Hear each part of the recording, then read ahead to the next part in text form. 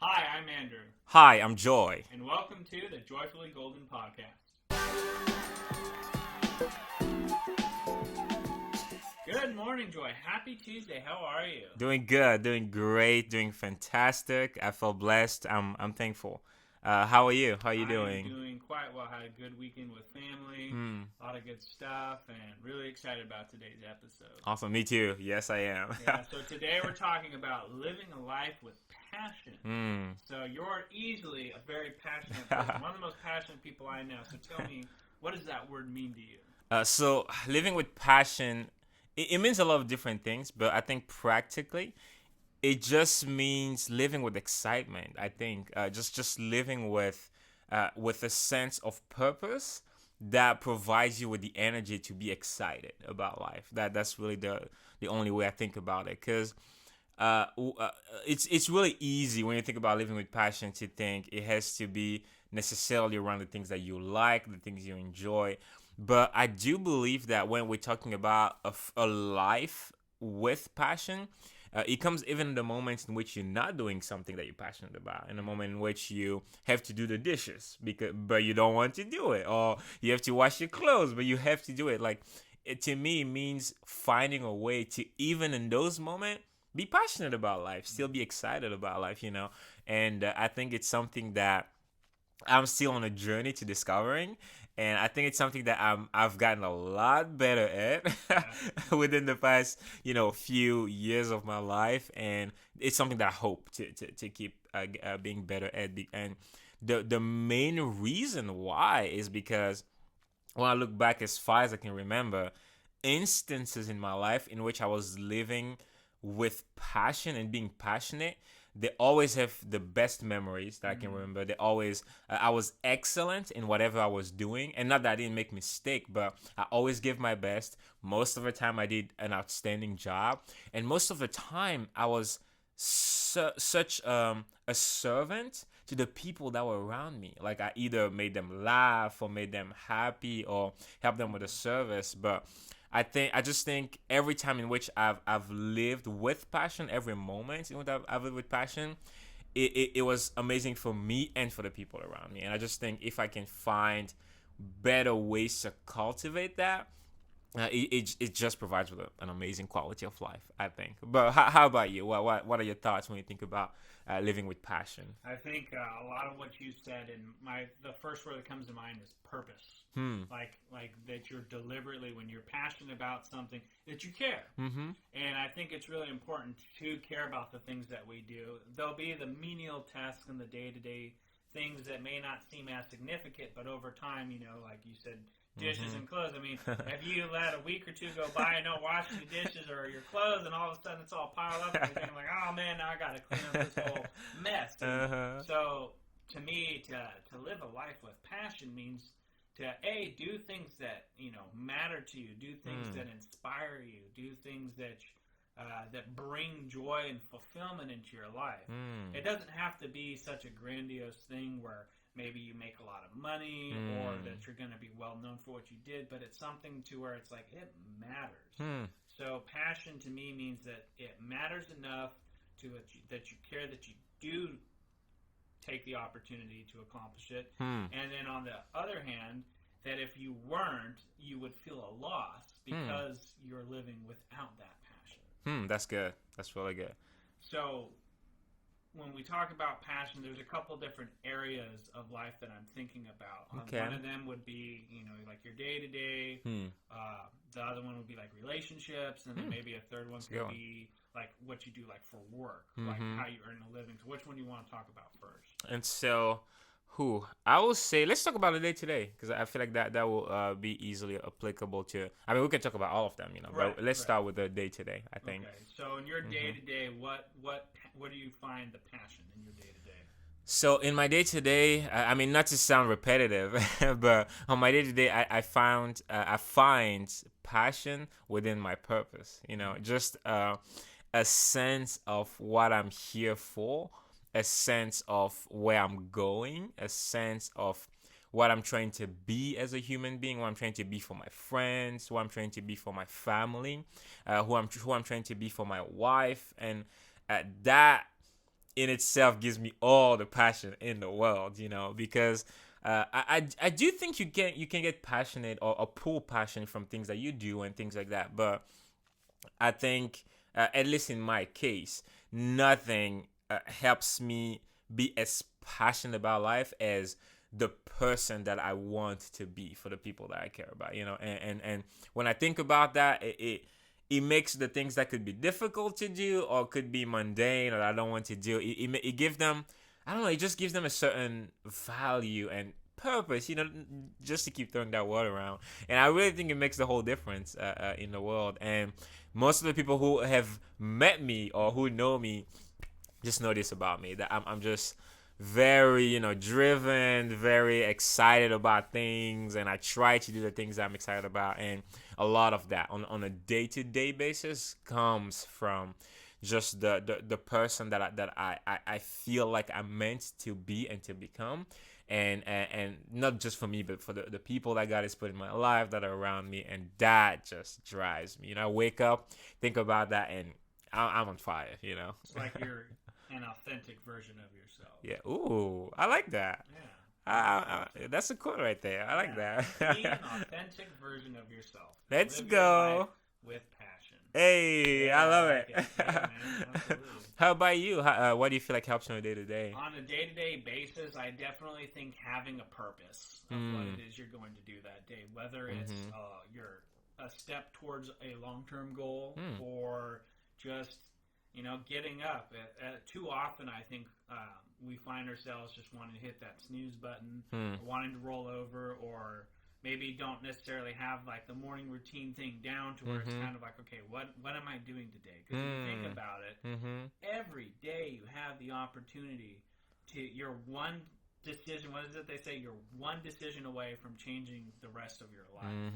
And I think too often we forget how precious the amount of time we have is. Ooh. So on a day-to-day basis, I try, and even if it's just for a moment, appreciate where I'm going and where I am in life, because some days would be great, some days not so great, but it's knowing that I'm on my way towards something it's like the journey that almost never ends, but there's always these new benchmarks and new chapters that will continue to start.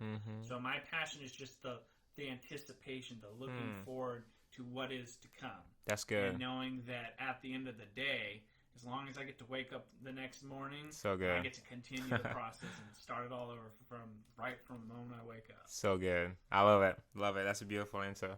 Thank you. So relationships. I think Let's that go. would be a good one. So you're married. So I am married. Let's talk about marriage. All right, let's talk about Passion marriage. So I think, and not speaking as an expert, but speaking from experience as usual, I think when it comes to passion in relationships, marriage, dating, and all the stages, it's a little different, I think, than the passion for the purpose. And what I mean is sometimes you grow the passion by how much you put into it, not necessarily the passion pulls you towards it. I don't know if that makes sense at all. Because the way in which relationships have worked, in my knowledge, is it's very easy to have the passion in the beginning because it's new, it's exciting, you're getting to know the person, and there's all these things that you don't know about them, all these questions that you have, and so every single time, like, it's very easy to be passionate. But eventually, when you hit the point where you feel like you know so much, there aren't as many questions, you've already tried all the new things and everything, it's very easy to be like, oh, the passion will come back when it comes back. And that's a dangerous game because human relationships, unfortunately, do not work like that. And this is at every level. The passion grows as much as you put into it. It's almost like a fire. Like, the more wood you throw at the fire, the more it's going to grow. So it's not to say for people who are getting into a relationship that the passion goes away or anything. I personally don't believe that the passion goes away. I just believe that people stop fueling it, period, And so that's what I meant, but it's different, I think, than with other things. Because if you stop fueling it, you're gonna think it's gone, but it's just there. It just needs some fuel. It just needs some wood. It's almost like when you have like you know this because you camp a lot. You're familiar with outdoors. Like when you have a fire, sometimes you can look at the wood and it looks like there's no fire. The fire is completely gone. But in reality, there was a little bit of fire still right underneath there. And sometimes all you have to do is just blow on it, give it a little bit of oxygen, and before you know it, this huge fire just rises out of nowhere. You didn't need to light a new fire, nothing. It was always there, but it just need to be nurtured. You just need to throw something to it. And so, as far as relationship goes, in my experience, I think that's the way it goes. Like the passion, the fire never dies as long as you're willing to keep throwing at it, as long as you're willing to keep fueling it, and you will remain passionate about it because it's gonna burn. It's gonna keep burning. You're gonna keep feeling the heat, And so that's my take as far as like the passion relating to your relationship. I like it. Yeah. I don't know what are your thoughts on that. I really like one of the things you're talking about. It's the amount of effort you put into it. So it's this reciprocal kind of formula for maintaining the passion in relationships. Whether it's marriage, it's like I'm not married, but father-daughter, father-son, mother-son, sibling relationships, relationships with your boss, your coworkers, your friends. Those are all things I can speak on. Having the level of energy and effort there to put out into the world, because the more you give, the more you will receive. Let's go. And I think a lot of times people may find themselves in I need moment, because we all want to feel the love, we all want the support, the energy from other people, because it makes us feel better. But sometimes I think we need to flip that around and say, I need to give more. I need to show more support, have more appreciation, bring more energy and passion on my end, and put that effort out there. And then you will be surprised what you receive back. Yeah. Like in my interactions with the people I work with, the more positivity and energy and the level of passion that I put out there, I will tend to see it received back on my end from them, because people will mirror and reciprocate the feelings that you put out towards them. Like if you're in a relationship and you're kind and caring and considerate towards that person, I would assume that they're more likely to want to reciprocate that back. That's because good. At the end of the day, if two people are just kind of waiting on each other, like, well, who's gonna give? That's wisdom right there. And it's like, hey, maybe you both just need to give, and look at what kind of, and the fire was like the perfect. I remember camping one time up at Shaver Lake, and I was probably like 8, 9, 10, and there was just a little smolder from the night before, just a tiny little wisp of smoke. Like it was all clear and everything was fine. It was in the fire pit, and I just remember like, okay, I'm gonna try and reignite this without using like any matches or anything. And I just got like a ton of pine needles, put them on, and just kept blowing, giving oxygen, breathing life into that little tiny wisp. So and good. There was fire. So I was good. able to just fuel back up. Yeah. So time, energy, effort, and then patience. Ooh. And that will be like, I think, a great recipe for having that passion. That's because so like good. you said, it's never gone. It just needs to be given that love, that energy, and that support. Yeah. That's amazing. Good stuff. So we've talked about relationships and we've talked about our day-to-day. So let's do the third one. So when you're working for a living, or what it is that, allows you to financially support yourself. Like you did solar for quite a while. So how was that?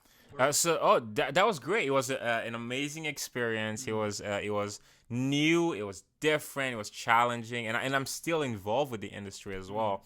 But I think when it comes to passion with what you do for work, I think that's probably the hardest one because I don't know. I feel like we work for a very significant amount of time in our lives, and for most people's journey, you don't just start right up by working and doing whatever you want. Most of the time you have to try different things. You have to. Just in my college experience, I tried like 5 different jobs.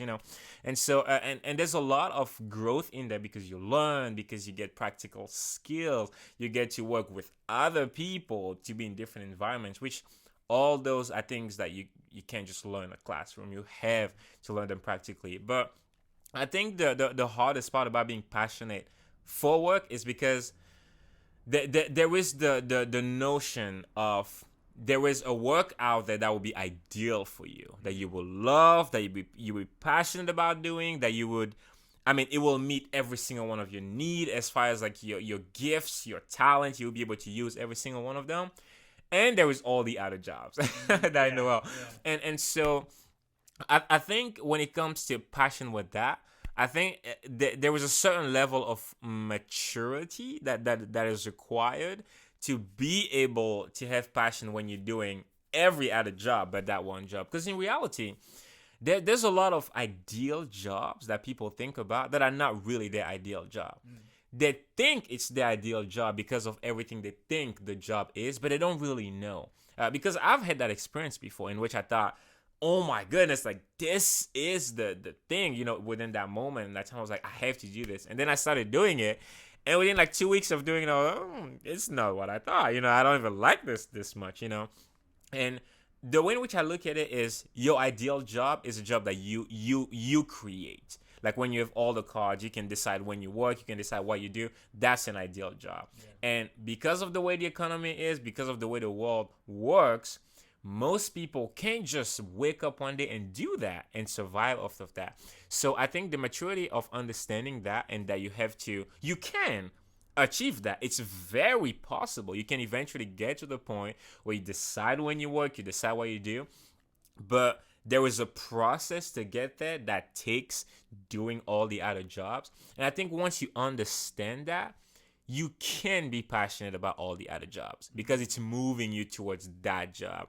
Because I hear that a lot, especially when people are really, really young. And I'm young, I'm not old, but younger generations, they're like, oh man, I tried this job for 2 days. I don't like it, I don't get to do what I want and everything. And I'm like, well, sure, maybe one day you want to be an Instagram celebrity for full time and do it. And you can do it. You can make your money like that, but until you have the traction, until you have the understanding of how that world works, until you have the knowledge on how to get there and can be there, work at a desk for a couple of years. Like, it's not going to kill you, like do this thing because you're building towards it. You not only you're making money, but you're learning practical skills. You're meeting people, you're connecting, and you never know who you can meet. You never know what could happen. A small connection that makes you jump 2 years forward towards that goal. But I think it really takes, like, maturity to me is the key word, to be able to, within every work that you have the opportunity to do, until you can have that one ideal work that is going to really satisfy you, to really be passionate with it. Because you have to understand that, first of all, you're not there forever. You're not a tree. You can leave when you're not happy with it anymore. But sometimes you just have to be there for the time being, and you don't want to be there miserable. You don't want to, because then it's just hurting yourself, right, doing a disservice to the people around you. And so with that understanding of the fact that it's all connected, it's all one story, and you're just here and not here yet, but you're going to get there, it gives you the ability to go to a job that you might hate, quote unquote, but be passionate about it. Give 100% to it. Be happy, and push yourself, to actually be excited about it, because you understand that it's a part of a whole journey and you're just at the beginning of it, kind of like that patience again coming to it. So I know that was a lot of different things, that because my mind was going 100 miles per hour, but that's what I feel like my take is, as far as how to be passionate with the day-to-day job and work that you have to do for a living, if it's not the one that you want. And if you're already there, you already have that job, great. Props to you. You're there. Yeah, good for you. Yeah, most people, I think that what is this, like 80% or somewhere around that 80, Mhm. 85% of Americans Mhm. have a job that they don't love. Or it's not Mhm. their passion. And Mhm. so there's kind of two ways that you can do things, in my opinion. One Mhm. is you can work for a living to then, when you're not at work, live out your passions, whether they're as hobbies, interests, things that it's, I'm going to have this job that will support me, my family, or that will financially compensate me to be able to enjoy these passions.